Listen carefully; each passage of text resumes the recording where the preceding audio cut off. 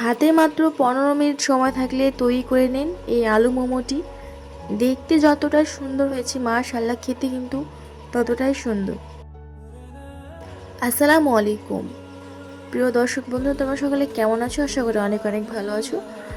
তো প্রথমত আমি এখানে একটা বাটিতে 2 কাপ মতো ময়দা নিয়েছি। তারপর ওর মধ্যে সামান্য পরিমাণ স্বাদের মতো লবণ দিয়েছি অল্প করে। তারপর অল্প অল্প জল দিয়ে ভালো মতো একটা ডো বানিয়ে নিতে হবে। তারপর এটাকে ভালো করে বেলে নিয়ে লিচি কেটে নিতে হবে ছোটো ছোটো করে। তোমরা যেরকম সাইজ করতে চাও সেরকম সাইজে করে নিতে পারো। তারপর এখানে আমি আগে থেকে কয়েক টুকরো আলু সেদ্ধ করে নিয়েছি। তারপরে আলুর মধ্যে আমি দিয়ে দেবো পেঁয়াজ কুচি, ধনেপাতা কুচি, লবণ, একটু চাট মশলা আর একটা কাঁচা লঙ্কা, ব্যাস এইটুকুই দেবো। তারপর এসবগুলো দিয়ে ভালো করে মেখে নিয়ে এটা পাতলা ডো করে নিতে হবে।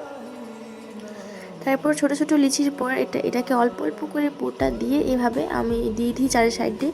একটুখানি জলও দিয়ে দিয়েছি যাতে এটা খুলে না যায়, মানে স্টিম করতে গিয়ে। দেখো কত সুন্দর শেপটা হয়েছে, আমি ফার্স্ট টাইম ট্রাই করছি। তারপর এটা স্টিম করতে দেবো। আমি এখানে আগে থেকে একটা ধামা বসিয়ে দিয়ে এর মধ্যে এই টোকাটা দিয়ে ভাপিয়ে নিয়েছি। দেখো কতটা সুন্দর ফুলে কত সুন্দর বড় বড় হয়ে গেছে। এরম করে নিলে মাত্র 15 মিনিটে তৈরি হয়ে যাবে আলু মোমো। বাড়িতে অবশ্যই একবার ট্রাই করে দেখবেন। আর হ্যাঁ, ভিডিও ভালো লাগলে অবশ্যই লাইক, কমেন্ট, শেয়ার, সাবস্ক্রাইব করে দেবেন।